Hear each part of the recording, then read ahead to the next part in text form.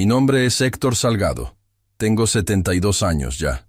Lo que le voy a contar es una historia de lo que sucede cuando uno cree que lo tiene todo controlado, que ha asegurado la vida, y de repente el cimiento se parte por la mitad.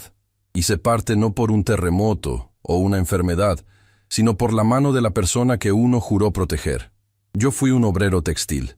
Trabajé en la misma fábrica por 40 años. 40 años oliendo a algodón y a aceite de maquinaria. El ruido constante de los telares. El pago constante. El trabajo era duro, pero me dio lo que se llama tranquilidad. Construí mi casa ladrillo a ladrillo. 2 pisos, no por lujo o vanidad, sino por la tranquilidad de saber que mis hijos siempre tendrían un techo, una base firme que yo no tuve. Yo veía esa casa y veía mi espalda, mis manos, el sudor de toda una vida. Era mi herencia silenciosa, la prueba de que el trabajo honesto sí sirve. Pero esa casa se convirtió en el centro de su plan, y luego, en la pared de mi propio infierno. Pero antes de seguir con mi historia, te pido un favor. Este canal está a punto de alcanzar los 50.000 suscriptores. Ayúdanos a llegar a esa meta. Dale like a este video, suscríbete al canal y comenta desde dónde me estás viendo. Tu apoyo es muy importante. Pasé 12 años encerrado, y la razón por la que estuve allí fue porque mi propio hijo, Luciano, decidió que yo estorbaba en su camino. Decidió que la vida que yo le había dado era insuficiente, y que la única manera de avanzar era pasando por encima de mí. Lo que vino después no fue un simple malentendido familiar o una discusión por dinero. Fue una traición calculada y metódica que me costó todo. Y lo que más me duele de todo esto es que no me pude defender a tiempo. Estaba tan ciego con la idea de que la familia es sagrada, que no vi el cuchillo hasta que ya estaba girando en mi espalda. Luciano tenía 19 años cuando regresó de la universidad por las vacaciones. Estaba estudiando algo de administración. Muy moderno, muy de negocios, decía él. Regresó con su novia, Ivana Correa. Ella era una muchacha alta, de mirada dura. Yo noté el cambio de inmediato. Luciano ya no era el muchacho que se sentaba a la mesa a hablar de fútbol. Ahora era un joven impaciente, que hablaba de capitales, de oportunidades, de gente que hacía dinero de verdad. La presencia de Ivana en esas vacaciones de invierno cambió la atmósfera de la casa. Mi esposa, Marina, siempre fue el amortiguador. Ella intentaba mantener la paz, pero la presencia de ellos dos juntos era como una pared de silencio y exclusión. Yo me sentaba a ver las noticias después de cenar, una costumbre de décadas, y ellos subían el volumen de la música en el cuarto de arriba hasta que vibraba la losa del techo. Yo no decía nada, solo bajaba la cabeza y me ponía los audífonos.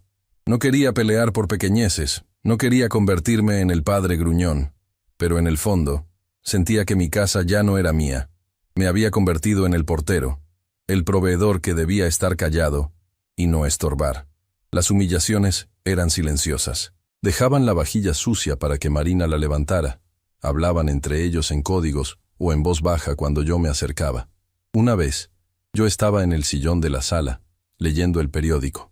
Luciano entró con Ivana, y sin dirigirme la palabra, se sentaron a centímetros de mí, y él comenzó a criticar a un profesor de la universidad por ser demasiado lento, como la gente vieja que no entiende nada.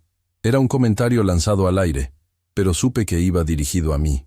Me dolía esa falta de respeto que no era directa, sino sutil, venenosa. Luego vino el golpe. Sucedió un sábado por la mañana. Yo acababa de levantarme y me dirigía a la cocina para prepararme mi café. Luciano me interceptó justo antes de que encendiera la estufa. Ivana estaba detrás de él, apoyada en el marco de la puerta, con los brazos cruzados. Su presencia no era de apoyo, era de testigo, de supervisora. Luciano no preguntó si podía hablar conmigo, ni si era un buen momento. Simplemente comenzó a hablar con tono de demanda. «Papá, ya tenemos el trato listo. Es una oportunidad que no regresa. Es ahora o nunca. Necesitamos $50.000. Dólares, no pesos». Como si yo fuera un cajero automático listo para soltar fajos de billetes sin preguntar. La cantidad me pareció ofensiva, desproporcionada para lo que yo sabía que ellos manejaban. Yo había juntado ese dinero a lo largo de muchos años. Era el colchón que usaríamos Marina y yo para la jubilación. La garantía de que si algo fallaba, la casa no se iría. Lo miré, luego a Ivana. Ellos esperaban que yo dijera que sí, con esa actitud de quien ya tiene el derecho ganado. Le pregunté, ¿de qué estás hablando, Luciano? ¿Qué trato es ese? Él se impacientó. Dijo que era una inversión de logística, una aplicación nueva que iba a revolucionar el mercado, una startup. Usó todas esas palabras que a los jóvenes les gusta usar para disfrazar los negocios sin sustancia. Le pedí que me mostrara los papeles. Le dije que si quería esa cantidad de dinero, que representaba una década de mi vida, tenía que mostrarme el contrato, la viabilidad, las garantías. Trabajé por cada uno de mis centavos, hijo. No los voy a regalar por un capricho. Muéstrame las pruebas, y lo hablamos. Luciano se puso rígido, se puso rojo. Me dijo que yo era un anticuado, que no entendía de negocios, que el tiempo corría y yo lo estaba haciendo perder una oportunidad única. Me levanté, sintiendo un nudo frío en el pecho. Le respondí con calma, con la voz baja para que Marina no se despertara. Entiendo de negocios que tienen pruebas. Esto no tiene nada. La respuesta es no. Un no rotundo. Él salió de la cocina sin despedirse. Parecía que el suelo le ardía. Ivana se quedó un momento y me dedicó una mirada gélida, profunda, que no tenía nada de adolescente. Era la mirada de alguien que acababa de ser frustrado en un plan importante. Esa mirada fue mi primera alarma real, pero la deseché pensando que era la rabia de una muchacha mimada. Marina me rogó más tarde que cediera un poco, que le diera al menos la mitad, para que él no se sintiera rechazado. Pero yo sabía, intuitivamente, que si daba un solo centavo, eso no iba a terminar nunca. Así que mantuve mi posición. El silencio de Luciano durante las siguientes 2 semanas fue mi segunda señal de alarma. Lo interpreté como berrinche de joven, pero no como preparación de guerra. 2 semanas. Solamente 2 semanas pasaron entre ese no y el fin de mi vida. Todo ocurrió antes del amanecer, la hora que eligen para romperte la vida, cuando la gente honrada está durmiendo. Yo estaba dormido profundamente cuando el estruendo de la puerta principal, la que yo mismo había barnizado el verano anterior, se vino abajo. Era el sonido de la madera rompiéndose. Eran linternas apuntando a nuestros ojos, gritos, botas, uniformes. Marina despertó dando un grito ahogado. A mí me agarraron de la cama, sin darme tiempo de ponerme una camisa. Me tiraron contra el suelo de madera. El impacto me sacó el aire. Me pusieron esposas de metal frío. Yo solo preguntaba, aturdido, ¿qué sucede? ¿Por qué hacen esto? Un oficial me leyó mis derechos. Las palabras me rebotaban en la cabeza como si fueran disparos. Me acusaban de incendio provocado agravado y fraude financiero. Yo, Héctor Salgado, obrero textil, acusado de quemar una bodega para cobrar seguros millonarios. Les dije que era un error, una confusión, una locura, pero nadie escuchaba. La acusación era monstruosa y precisa. Decían que yo, actuando como testaferro de unos inversionistas fantasma, había provocado intencionalmente un incendio en una bodega que estaba asegurada por pólizas gigantescas, todo para cobrar el dinero y blanquearlo. Yo no tenía ni idea de qué bodega hablaban, ni de qué pólizas. Mis únicas pólizas eran las del seguro de vida que dejé para Marina. Me levantaron a rastras y me obligaron a salir de la casa. La calle estaba llena de luces intermitentes. Cuando me sacaron, esposado y con la cara pegada a la pared, con el frío de la mañana calándome los huesos, vi algo que me paralizó. Vi a Luciano. Él estaba parado en el hueco de la escalera, en la sala, con Ivana al lado. Estaba vestido, perfectamente peinado. No había pánico en su rostro. No había sorpresa, ni miedo, ni la indignación de un hijo que ve a su padre ser arrastrado. Solo había una calma helada, una tranquilidad espeluznante. Me miraba, y en esa mirada, mientras los policías me empujaban hacia el coche patrulla, lo entendí todo de forma intuitiva, sin necesidad de pruebas. Él no era la víctima, ni el testigo. Era el autor, el que había pagado la entrada para verme caer. El juicio fue un relámpago, un proceso que duró menos de lo que me había tardado en decidir la compra de mi primer coche. Un juicio express. Mi abogado de oficio me vio como un caso perdido desde el principio. Las pruebas que presentaron en mi contra eran circunstanciales, pero se hilaban con una fuerza demoledora. Rastros de comunicaciones que me vinculaban a supuestas empresas fantasma, documentos firmados, que luego supe que eran falsificados con mi nombre, y lo más doloroso, los testimonios de aquellos que supuestamente me conocían. Cuando lo llamaron a declarar, el estómago se me hundió. Luciano, mi hijo, subió al estrado. Juró decir la verdad. Le preguntaron sobre mi situación financiera, sobre mi desesperación por el dinero después de que le negué el préstamo, sobre si yo tenía acceso a negocios turbios. Él no volteó a verme. Mantuvo la mirada fija en el juez, en la fiscal. Dijo que yo estaba endeudado. Dijo que yo me quejaba constantemente de la falta de dinero y que yo había mencionado querer dar un golpe de suerte para asegurar la jubilación. Todo era mentira, pero lo dijo con una frialdad absoluta, con la convicción de un actor bien ensayado, que la sala le creyó. Me apuñaló con cada palabra, una a una, y yo no podía moverme, no podía gritar, solo podía mirar la magnitud de la traición. Marina entró en pánico. Intentó defenderme, pero cuando la abogada de la fiscalía la presionó sobre si yo había discutido el dinero con Luciano, ella vaciló bajo la presión.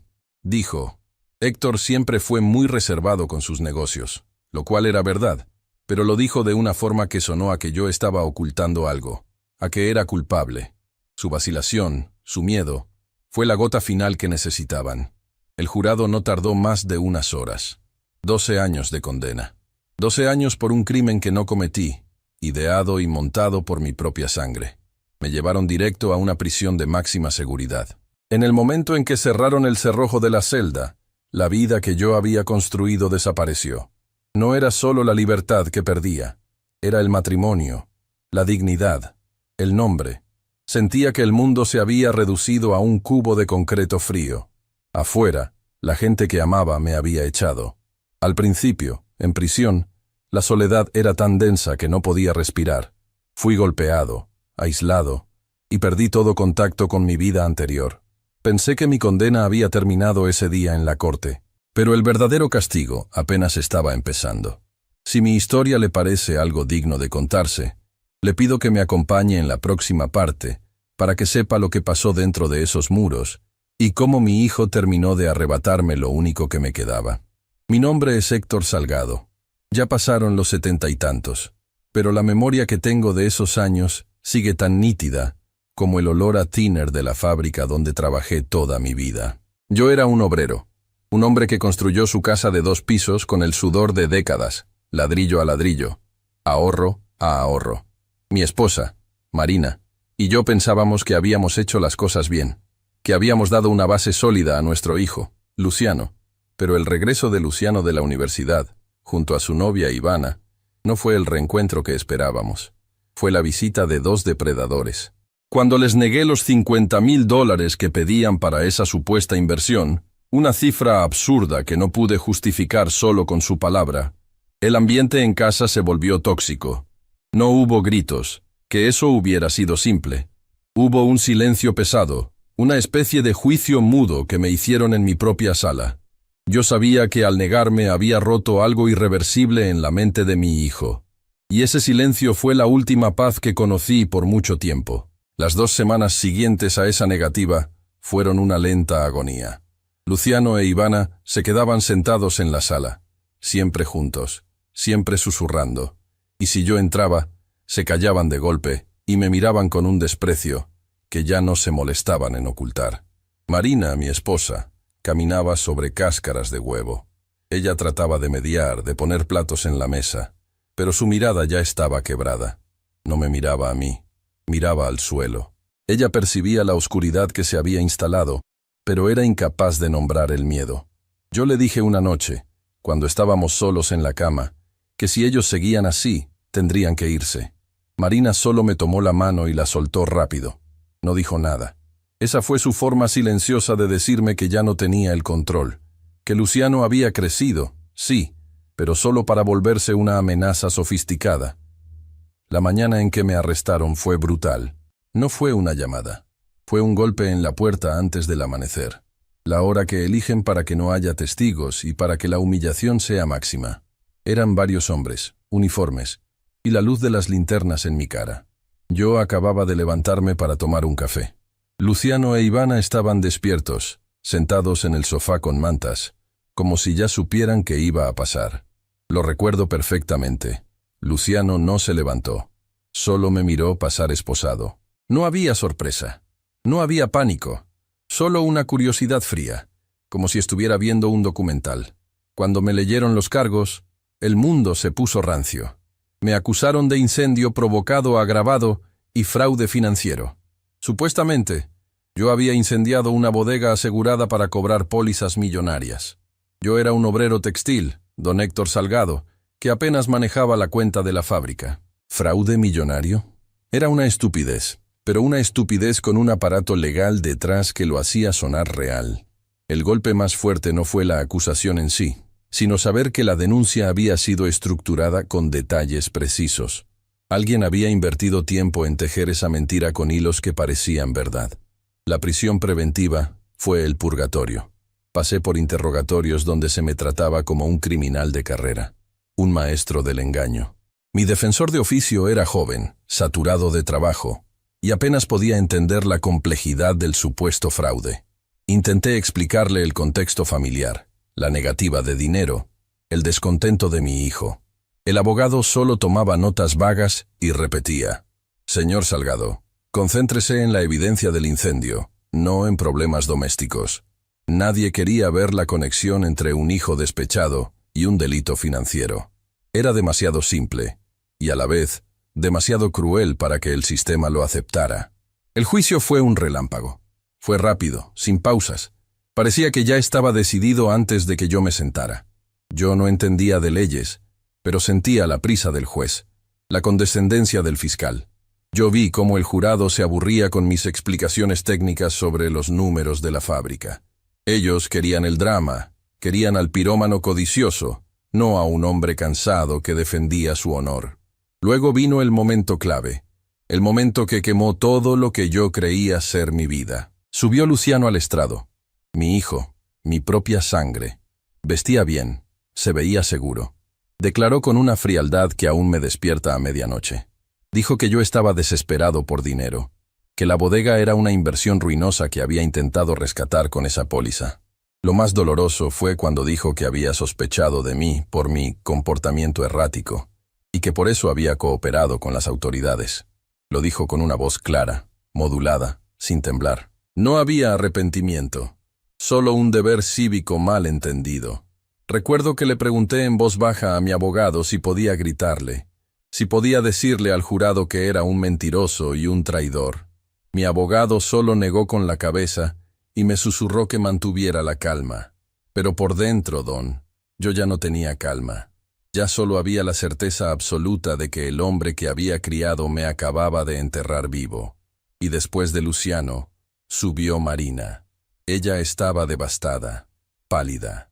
El fiscal la presionó sobre mis finanzas, sobre si yo había estado nervioso en las semanas previas. Ella vaciló. No mintió directamente, pero tampoco me defendió con firmeza. Ella dijo: Héctor estaba preocupado por el dinero. Siempre lo estuvo. Esa frase, tan pequeña y ambigua, fue dinamita. El jurado la interpretó como una confirmación de la desesperación que mi hijo había pintado. Yo la vi en el estrado y supe que estaba sufriendo la presión de Luciano, que él la había amenazado, o al menos manipulado para que no me apoyara.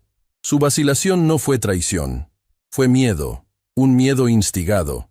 El jurado deliberó en pocas horas para borrar 50 años de trabajo honesto. Cuando el juez Benjamín Lira pronunció la sentencia, 12 años en prisión de máxima seguridad, no sentí la rabia que deberían haber sentido. Sentí un vacío profundo, la realización de que mi vida había terminado por la ambición de un muchacho. La entrada a la prisión fue la bienvenida al infierno. El proceso de ingreso es diseñado para deshumanizar, para quitarte todo rastro de tu vida anterior. Los golpes iniciales son una lección de jerarquía, una marca de lo que vas a hacer a partir de ahora. Nadie. Me golpearon una noche sin razón aparente, solo para recordarme dónde estaba. Pasé los primeros meses en un aislamiento casi total, sumido en el concreto frío y el olor a humedad y óxido. La única forma de sobrevivir ahí es volverte invisible, no reaccionar, guardar cada ofensa y cada humillación dentro de ti. donde nadie más pueda tocarla. Mi única conexión con el exterior, al principio, era Marina, con visitas espaciadas. Ella venía, me traía algo de comer que no me dejaban pasar, y llorábamos en silencio a través del cristal sucio. Yo sabía que esas visitas la estaban matando. El viaje, la humillación de la requisa, la vergüenza social. Entonces, un día, ella dejó de venir. Un mes después, llegó el sobre. Era la demanda de divorcio. Yo sabía que no había sido su idea. Cuando pude hablar con ella por teléfono, su voz era un hilo frágil. «Héctor», me dijo, «Luciano dice que no tiene sentido que sigas atado a esto, que él me va a ayudar a empezar de nuevo». Yo sabía lo que significaba ayudar a empezar de nuevo. La coacción. Mi hijo le estaba diciendo que, si se divorciaba de mí, él la protegería y le daría dinero. Luciano quería borrar cualquier rastro de mi existencia para poder moverse libremente con el capital que supuestamente yo había robado y que él estaba a punto de reclamar. Le dije, «Marina, haz lo que tengas que hacer para estar a salvo». Yo entiendo. Fue la decisión más difícil y silenciosa de mi vida. Perder a mi esposa en esas circunstancias, sabiendo que no era por falta de amor, sino por el terror que Luciano ejercía sobre ella, fue una fractura permanente en mi espíritu. Me divorcié a la distancia, firmando unos papeles que legitimaban la mentira de mi hijo. Me quedé solo, absolutamente solo dentro de esas 4 paredes de hormigón. El tiempo en prisión es una sustancia viscosa, se arrastra. Afortunadamente, no estaba del todo desamparado. Al poco tiempo me asignaron un compañero de celda que se convirtió en mi único refugio, Raúl Pineda. Raúl era un hombre callado, robusto, cumpliendo una sentencia por algo que nunca me explicó a fondo, pero que no tenía nada que ver con violencia gratuita. Él era un observador silencioso, y entendió mi historia sin que yo tuviera que contarla por completo. Fue Raúl quien me enseñó las reglas del confinamiento, la importancia de no deberle nada a nadie y de mantener la mente ocupada. En ese tiempo, los rumores sobre el mundo exterior empezaron a filtrarse. Un día, a través de Raúl, supe que la casa, nuestra casa de 2 pisos, la que yo había levantado, había sido vendida. Había cambiado de dueño de la noche a la mañana. Y el rumor más hiriente. Luciano e Ivana se habían mudado a una colonia nueva, pagando una casa en efectivo. El dinero de la supuesta póliza, el dinero por el que me habían acusado, no había ido a saldar deudas ni a invertir. Había ido a comprar una vida nueva para mi traidor. Ahí, en el aislamiento y el despojo total, se confirmó lo que yo ya sabía. Todo había sido una conspiración perfectamente orquestada para quedarse con mi capital y mi vida. Yo no era un incendiario. Era un obstáculo financiero que mi propio hijo había decidido eliminar. Yo me dediqué a observar, a respirar profundo y a almacenar esa información. No reaccioné. Simplemente guardé el dolor y la certeza de la injusticia. Sabía que, si iba a sobrevivir los 12 años, tendría que convertirme en un estratega, no en una víctima lamentándose. Y mi estrategia no requería gritos ni fuerza física. Requería paciencia y la verdad. Si le interesa saber cómo un hombre en prisión puede desmantelar una conspiración familiar de 12 años y exponer la verdad, lo invito a quedarse para la siguiente parte de esta historia. Entrar a ese lugar no fue solamente pasar por un portón de metal y concreto. Fue entrar a una dimensión donde el tiempo se mastica, se hace pesado y sabe a sal. Yo, Héctor Salgado, quien había pasado 40 años midiendo tela, contando metros, asegurando pedidos, de pronto era solo el número que me habían asignado. Recuerdo el olor a humedad, a desinfectante barato y a desesperanza. Era una fragancia pegada a las paredes, a los uniformes grises y a la comida que nos daban. Cuando me condenaron, pensé que el peor momento había sido ver a Luciano en la tribuna, señalándome con esa frialdad de hielo. Me equivoqué. El peor momento fue cuando la puerta de mi celda se cerró por primera vez. Esa prisión, de máxima seguridad, era un infierno ruidoso. Los gritos de los guardias, las peleas sordas en los pasillos, el sonido constante de las llaves en las cerraduras. La vida no valía nada ahí dentro. Al inicio, uno intenta aferrarse a su dignidad, a su inocencia. Es un error.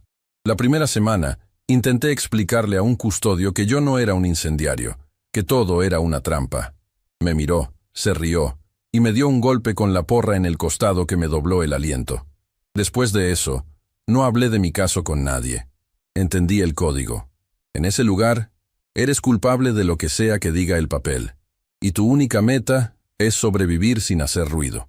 Mi primer y único compañero de celda fue Raúl Pineda. Raúl era un hombre fuerte, de Jalisco. Estaba ahí por un asunto que no le pregunté, pero su rostro no tenía la maldad que veía en otros. Él fue mi ancla. No hablábamos mucho, pero Raúl tenía una regla simple para sobrevivir. No mires a nadie, no pidas nada, no esperes nada.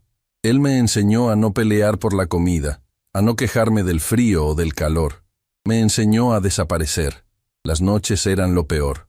Cuando el ruido se calmaba un poco, el silencio se llenaba de mi propia cabeza. Repetía la escena en el comedor. Luciano pidiendo el dinero, Ivana con esa mirada de víbora, Marina callada, yo negándome. Recordaba cada detalle de mi casa. La escalera de madera que yo mismo había pulido. El jardín que había cuidado. Ahora, todo eso existía solo en mi memoria. Y yo estaba ahí, por una mentira de mi propia sangre. Esa rabia no era explosiva, era interna. Era un dolor denso que se asentaba en el fondo de mi estómago y me mantenía despierto, contándome que no podía morirme ahí. Tenía que salir. El mundo exterior se fue apagando poco a poco. Al principio, Marina intentaba escribir, cartas cortas, nerviosas, donde decía que me extrañaba, pero que no sabía qué hacer. Se notaba la presión, la mano de Luciano encima de ella. Él, mi hijo, había tomado el control total de mi esposa, usando el miedo y la vergüenza. Yo lo sabía. Marina nunca fue una mujer fuerte, siempre dependió de mí para las decisiones importantes. Luciano aprovechó esa debilidad. Entonces, llegó el silencio total. Las cartas cesaron. Pasaron meses en ese vacío, donde lo único que me llegaba era el correo institucional, documentos sin alma, y después, llegó el sobre que lo destrozó todo, o al menos, lo que quedaba. Eran los papeles de divorcio. No los firmé inmediatamente. Los guardé debajo de mi jergón durante 3 días. Raúl notó mi silencio más profundo, pero no preguntó. Al tercer día, los saqué y los leí de nuevo. Estaban firmados por Marina. Se notaba que la habían coaccionado. El documento mencionaba abandono y otros pretextos legales absurdos. En ese momento, no sentí rabia hacia ella. Sentí una pena inmensa, una lástima por cómo mi hijo había manipulado la vida de su propia madre, destruyendo 40 años de matrimonio para asegurar que yo no tuviera ningún vínculo legal que pudiera reclamar algo. Firmé. Con mi firma, liberé a Marina de mí. No quería que ella cargara con el peso de mi nombre en ese lugar. Mi soledad se hizo oficial. El golpe fue más duro de lo que pude mostrar. La única persona que me quedaba en el mundo, por la que había trabajado toda mi vida, había claudicado, o al menos había sido obligada a claudicar, pero no todo estaba muerto afuera. Yo tenía una hermana, Elena. Elena siempre fue la más reservada de la familia, la que observaba sin decir nada. Ella jamás creyó la historia oficial del Ministerio Público. Para Elena, Luciano siempre fue un muchacho frío, ambicioso, pero nunca había imaginado hasta dónde llegaría. Cuando yo caí preso, ella empezó a moverse. No de forma emocional, no haciendo escándalo, sino con la misma paciencia que yo usaba para sobrevivir. Callada y sistemática. Elena contrató a un investigador privado, Mauricio Leal. Mauricio era un hombre de mediana edad, discreto, que trabajaba más con rastros financieros y archivos que con persecuciones espectaculares. Su trabajo comenzó lento, revisando toda la documentación del supuesto incendio provocado.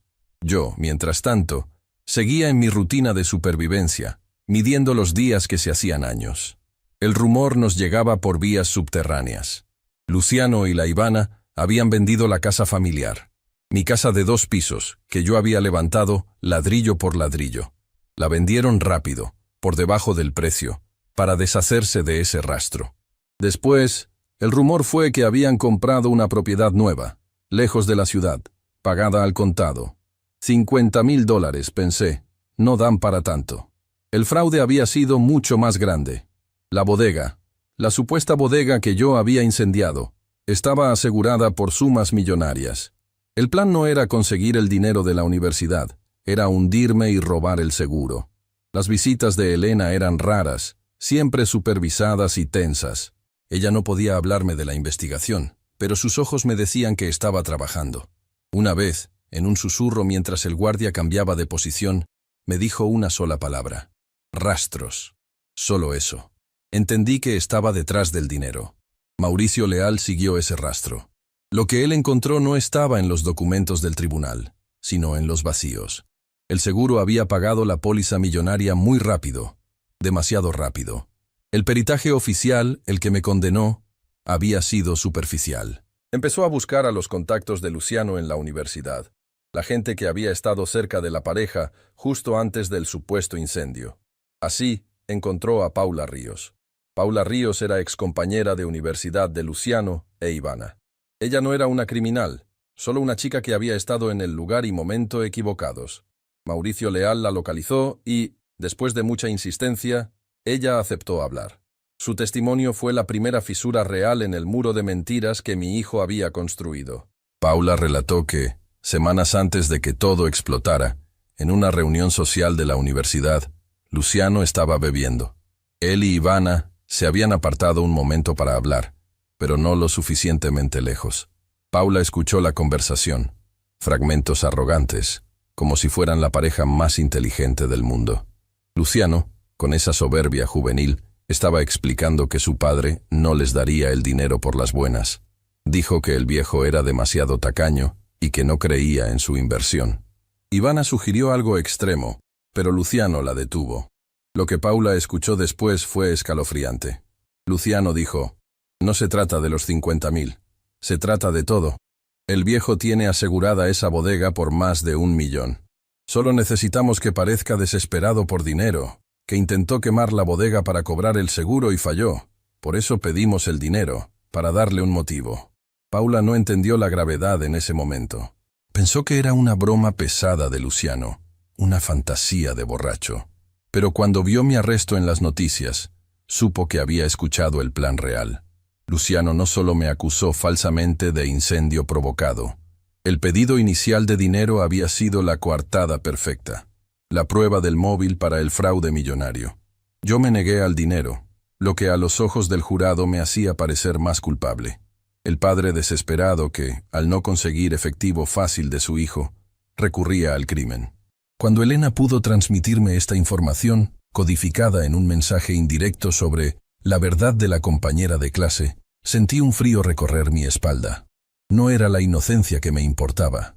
Yo ya sabía que era inocente. Era la confirmación de la magnitud del crimen, la profundidad de la planificación. No fue un acto impulsivo de un muchacho. Fue una conspiración fríamente calculada para encarcelarme por 12 años y robar toda mi vida económica. A partir de ese día, mi vida en prisión cambió. Ya no solo se trataba de sobrevivir, ahora se trataba de esperar el momento justo. Me quedaban muchos años por delante, pero ahora yo tenía información que mi hijo no sabía que yo tenía. Él creía que yo estaba quebrado, solo y hundido en el concreto.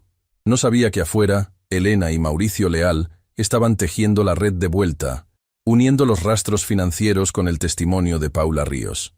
Mi hermana se movía con cautela. Ella sabía que, si Luciano se enteraba de que había una investigación, podría desaparecer o destruir la evidencia restante. El plan era no confrontar, no hacer ruido. Acumular la evidencia suficiente, sólida e irrefutable, para que la fiscalía tuviera que reabrir el caso por peso de la prueba, no por un simple recurso de apelación. Dentro de mi celda, yo esperaba. Me concentré en la rutina, en el trabajo miserable que nos asignaban, en el silencio. Yo era un fantasma que contaba los días, no para salir, sino para ver el momento en que mi verdad, la verdad silenciosa de mis 12 años robados, se impondría sobre la mentira que me había condenado. La espera era una tortura, pero la certeza de que mi hijo no se saldría con la suya, me daba una fuerza que el concreto no podía aplastar. Tenía que mantenerme vivo y cuerdo, porque la justicia no llegaría por sí sola. Tendría que estar ahí para recibirla. La condena era larga y el tiempo se arrastraba, pero yo sabía que cada día que Luciano pasaba libre era un día más que la verdad se acercaba a él. La red estaba lista, Solo faltaba el momento de tensarla por completo. Si esta historia les ha tocado, les pido que compartan este testimonio. Es importante que se conozca el poder silencioso de la verdad. Soy Héctor Salgado. Tengo cerca de 65 años. La vida que recuperé después de 12 años era una vida prestada, ajena. Salí de esa celda de máxima seguridad con un solo objetivo, que no era venganza violenta, sino un tipo de justicia que opera en el silencio de los hechos probados. Mi hijo, Luciano, no solo me robó mi libertad, me robó mi reputación, mi casa, y aunque ya estábamos separados en la práctica, se llevó a Marina. Saber que él había usado ese tiempo para coaccionar a mi esposa y forzar el divorcio, para que legalmente él pudiera acceder a la venta de la casa, eso fue una herida que la cárcel nunca pudo causar. El golpe final fue enterarme, a través de mi hermana Elena, que Marina había fallecido mientras yo aún estaba dentro. Murió creyendo la mentira que su propio hijo había construido. Y eso no se olvida. Cuando salí, no fui a ningún lugar que se sintiera familiar. Elena me había preparado un pequeño departamento, modesto, lejos del barrio donde habíamos levantado la casa de 2 pisos con esfuerzo. El primer año fue un ejercicio constante de contención, de recordarme a mí mismo que ya no estaba en el patio de la prisión, que cada acción ahora tenía consecuencias civiles, no solo físicas. Lo primero que hice fue reunirme con Mauricio Leal. Él fue el investigador que Elena había contratado en secreto desde el inicio, alguien que no creyó el montaje. Mauricio ya tenía un camino andado, había rastreado las migajas financieras. Lo más importante que me mostró fue el rastro de la venta de nuestra casa familiar, la que yo había construido ladrillo a ladrillo. No fue una venta discreta, fue apresurada. Y lo que vino después.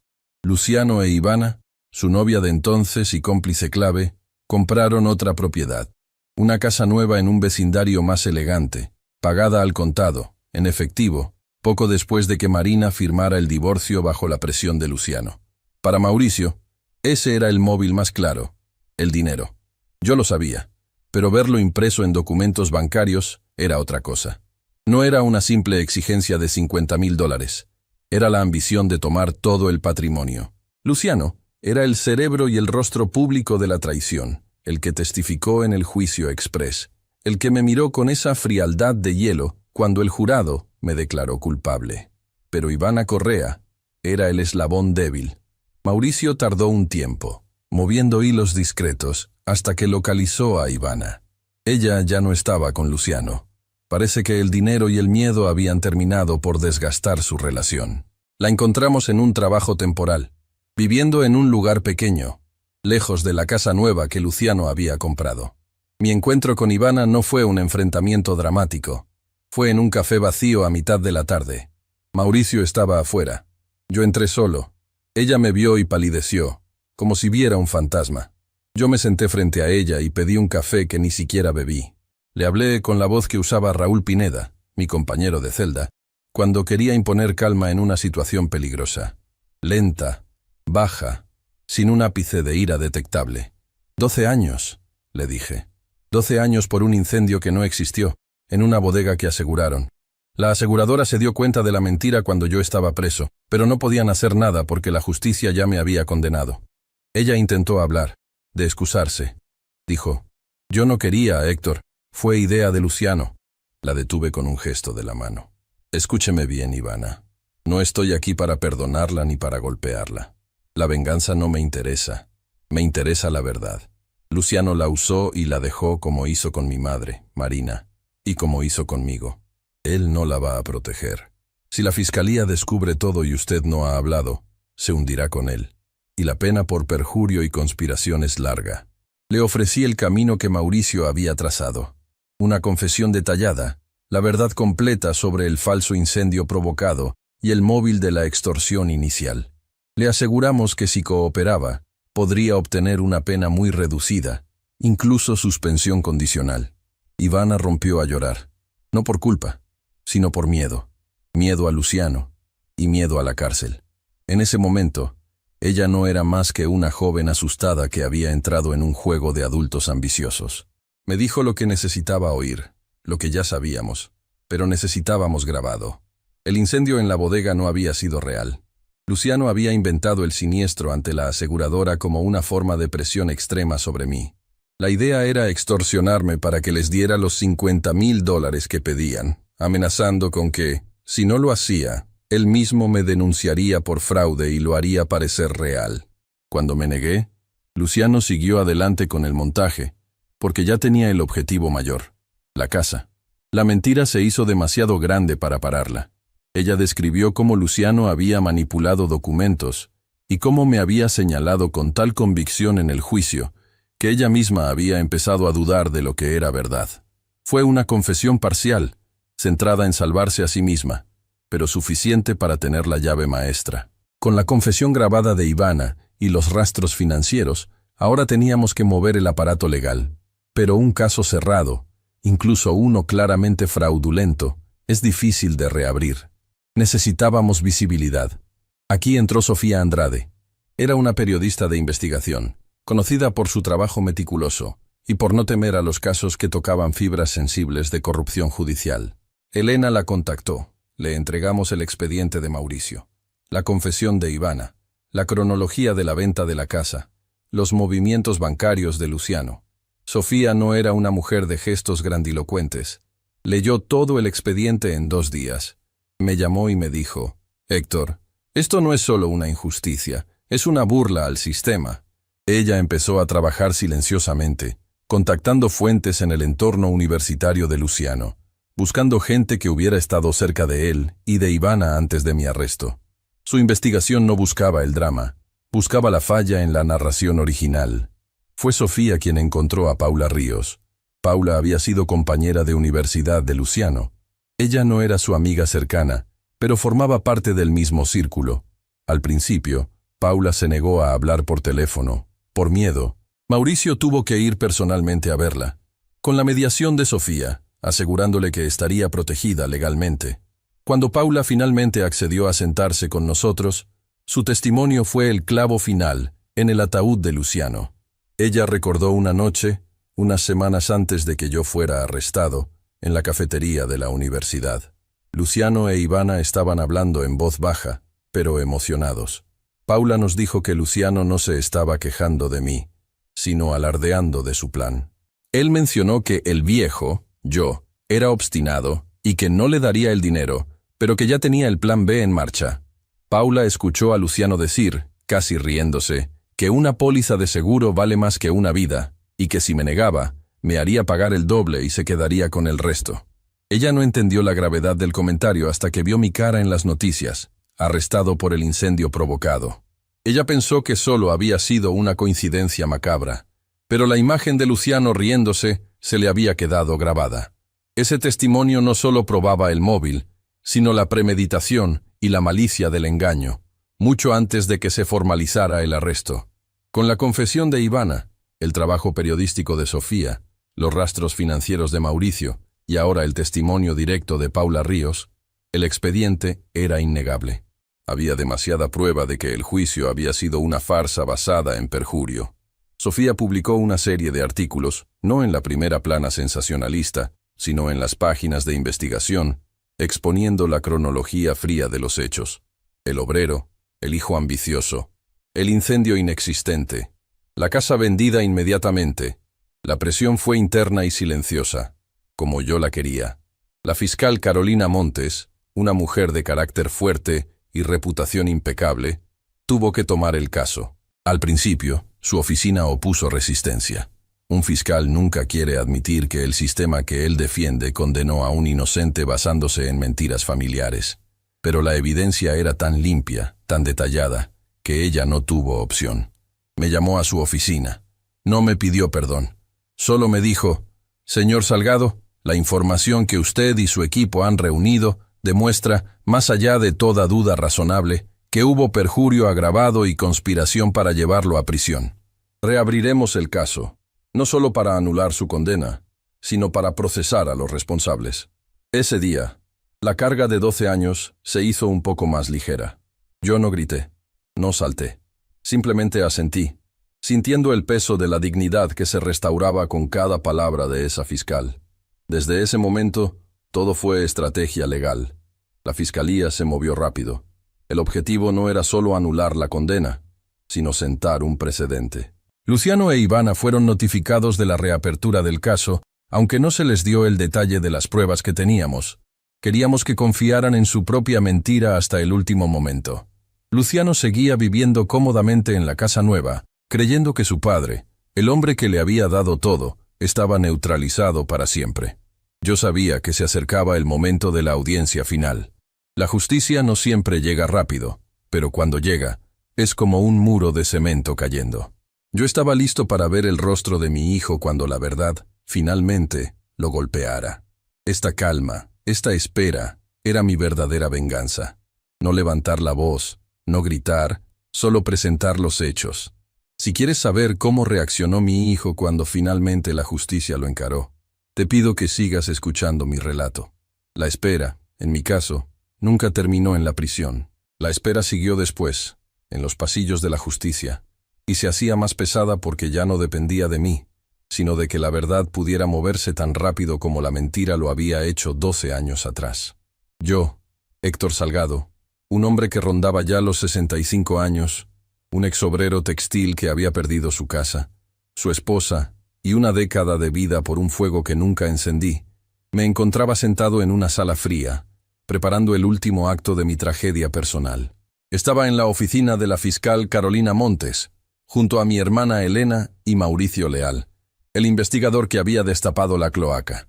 En el expediente, ahora limpio de polvo y mentiras, se acumulaban las pruebas de la traición, los rastros financieros del desvío, la confesión de Ivana Correa que logramos forzar con la ayuda de Sofía Andrade, la periodista, y el testimonio fundamental de Paula Ríos, la excompañera de mi hijo Luciano, que lo había oído planear el fraude.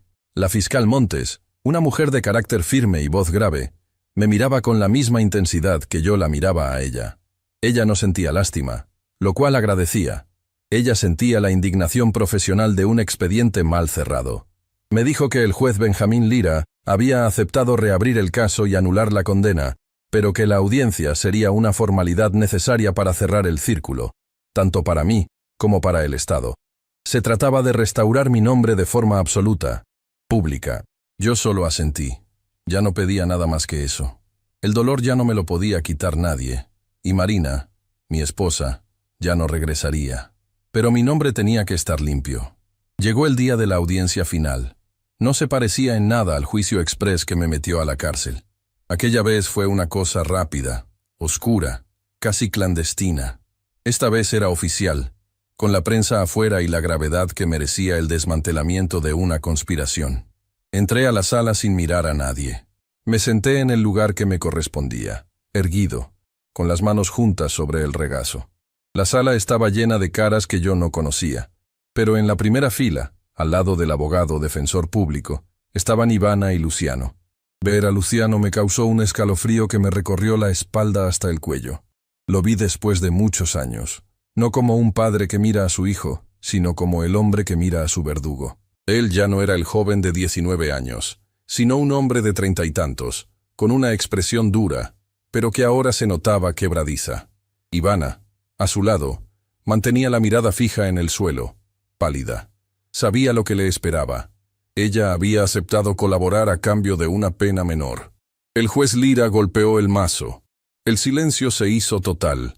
La fiscal Montes fue la primera en hablar. Su voz llenó la sala con el peso de los hechos. Ella expuso cómo la investigación original, que me había condenado por incendio provocado, agravado y fraude financiero, se basó en pruebas fabricadas y declaraciones coaccionadas, específicamente la de mi esposa Marina y, de manera crucial, la de mi propio hijo. Señor juez, dijo la fiscal, señalando al estrado donde yo estaba, el señor Héctor Salgado pasó 12 años de su vida encarcelado por un crimen orquestado por su círculo familiar más cercano, con el único fin de cobrar una póliza de seguro y despojarlo de sus bienes, incluyendo la venta fraudulenta de la casa que él mismo construyó con décadas de esfuerzo. Luego, entraron los testigos. Ivana subió al estrado. Ella apenas podía hablar. Su testimonio fue frío, procesal, pero cada palabra era una puñalada que confirmaba lo que yo ya sabía en mi corazón. La exigencia de $50,000 para una supuesta inversión, mi negativa, y cómo Luciano, frustrado por el rechazo, había ideado el plan del incendio, simulando la pérdida de una bodega asegurada para incriminarme y luego forzar el traspaso de bienes. Ivana miró a Luciano en un momento, un cruce de miradas fugaz que resumió años de complicidad y resentimiento. Mi hijo, en respuesta, solo apretó la mandíbula. Yo no sentía rabia por Ivana, solo la tristeza del desperdicio humano. Ella estaba rota. El siguiente testimonio importante fue el de Paula Ríos, la compañera de universidad.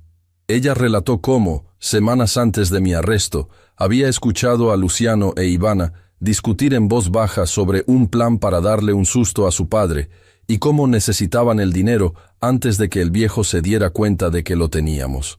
Ella fue la que proporcionó los primeros mensajes de texto que mostraban la coordinación del fraude y el momento en que contactaron a una tercera persona para simular el siniestro. Luciano intentó interrumpir varias veces, murmurando algo sobre difamación, pero su abogado lo silenció.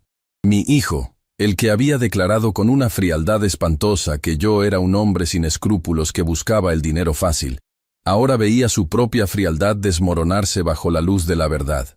Cuando la fiscal Montes presentó la evidencia financiera, el clímax fue técnico, no emocional.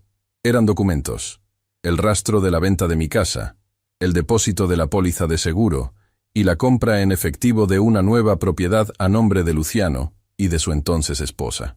El dinero de mi vida, convertido en su comodidad. Todo estaba ahí, numerado y fechado.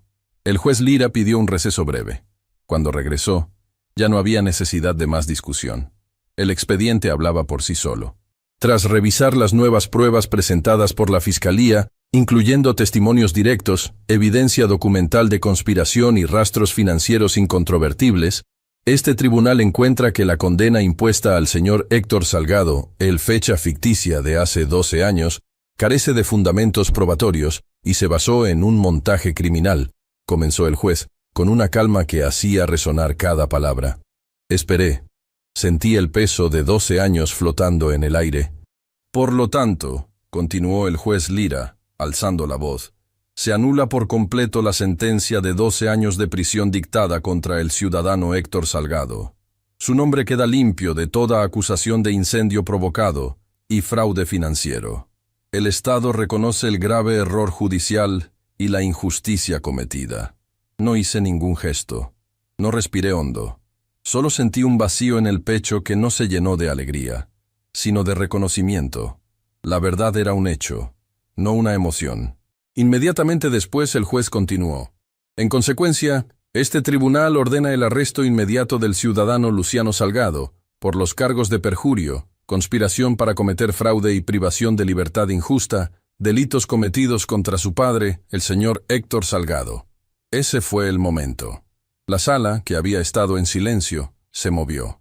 2 agentes de seguridad se acercaron a Luciano. Luciano se levantó de golpe. Por primera vez en la audiencia, me miró directamente. No vi arrepentimiento. Vi rabia. Su rostro estaba descompuesto, como si no pudiera creer que su plan, que le había funcionado durante más de una década, se hubiera deshecho tan simple y limpiamente. Él gritó algo ininteligible sobre no ser justo, sobre que yo era el culpable de arruinar su vida, la misma mentira con la que había crecido. Los agentes lo sacaron de la sala esposado, forcejeando. Ivana se quedó en su asiento, temblando, sabiendo que su colaboración la había salvado de lo peor, pero no de la vergüenza y la cárcel. Yo solo vi cómo se lo llevaban, el hijo que me había sentenciado, ahora enfrentando la celda que él me había impuesto. No hubo celebración. Al terminar la audiencia, mi hermana Elena me abrazó en silencio. Mauricio Leal me dio un apretón de manos. La fiscal Montes se acercó y me dijo, «Señor Salgado, la justicia tardó, pero llegó». Le di las gracias. No supe qué más decir. El proceso legal continuó. Ivana, por su colaboración, recibió una pena reducida, menos de lo que merecía, pero suficiente para entender la gravedad de sus acciones. Luciano, negándose a cooperar y enfrentando el peso de los nuevos cargos, más la conspiración para encarcelar a un inocente, enfrentaba una pena mucho más larga que la mía. Dejó la audiencia como un hombre perdido, con todo lo que había construido sobre mis cimientos ahora derrumbándose a su alrededor. Se había quedado solo. En las semanas siguientes, tuve que lidiar con la burocracia de la reparación. El Estado me otorgó una compensación económica significativa por los años que pasé injustamente encarcelado. Era una cantidad grande, ridículamente insuficiente para pagar el tiempo perdido, pero necesaria para empezar de nuevo. La primera cosa que hice con ese dinero fue comprar un pequeño mausoleo para Marina. Ella había muerto hacía 3 años, sin saber la verdad, convencida de que su marido era un criminal, coaccionada por su propio hijo para firmar el divorcio. Fui al cementerio. Puse flores frescas. Le conté en voz baja toda la verdad, cada detalle, desde el fraude hasta la sentencia anulada. Marina, le dije, tu esposo era un hombre honesto. Luciano te mintió, y ahora él está pagando el precio. Sentí una paz profunda al honrar su memoria de esa manera, sabiendo que, aunque ella no vivió para verlo, yo había limpiado el honor que él nos había robado. Con el resto del dinero, compré un departamento pequeño, lejos de la ciudad donde me había pasado la vida. Usé una parte para ayudar a Raúl Pineda, mi amigo de la prisión, que saldría en libertad un año después y necesitaría un lugar donde empezar. La lealtad de un desconocido en la celda era un tesoro mucho más grande que el amor que mi sangre me había negado. Mi hermana Elena y yo mantuvimos la relación, una relación silenciosa y de apoyo. Ella había sido el único puente entre mi vida anterior y mi nueva realidad. Me ayudó a adaptarme, a entender el mundo moderno. Yo volví a trabajar ocasionalmente en lo textil, reparando máquinas, sin la ambición de antes, solo por mantenerme ocupado. La gente a veces me pregunta si perdoné a Luciano. Si en algún momento, al verlo esposado, sentí lástima. Yo siempre respondo lo mismo. No. Mi justicia no fue venganza violenta, ni fue una fiesta de celebración. Fue simplemente la verdad. La verdad no pide permiso, la verdad expone. Y la verdad expuso la traición de mi hijo de tal manera que ya no hay forma de volver a la inocencia. Él eligió su camino, la avaricia. Y yo elegí el mío, la dignidad. El Luciano que conocí murió el día que me señaló en el juicio. Y el hombre que fue esposado, el que se quedó solo, es un extraño para mí. No hay perdón posible porque el daño no es reparable, y mi paz reside en el silencio de saber que yo hice lo correcto, que no me rebajé a su nivel, y que la única conexión que nos queda es la cicatriz de una injusticia que finalmente pude cerrar para siempre. Yo perdí 12 años. Él perdió todo, para siempre, por su propia mano. Y yo, por primera vez en mucho tiempo, recuperé mi paz y la sensación de ser dueño de mi propia vida. Si te quedaste hasta aquí, fue porque sabes que la justicia silenciosa es la que más duele. No olvides suscribirte para más historias, donde la traición familiar tiene un alto precio.